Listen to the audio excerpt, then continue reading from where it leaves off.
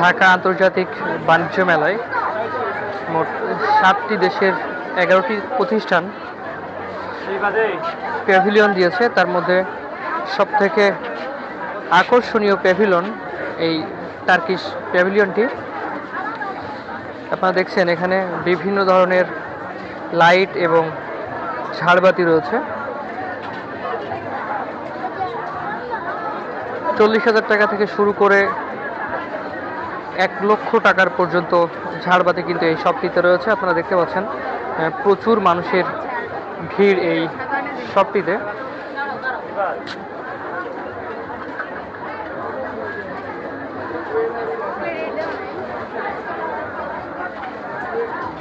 অন্যান্য যে প্যাভিলিয়নগুলো রয়েছে সেই প্যাভিলিয়নের তুলনায় এই প্যাভিলিয়নে কিন্তু মানুষের উপস্থিতি অনেক বেশি।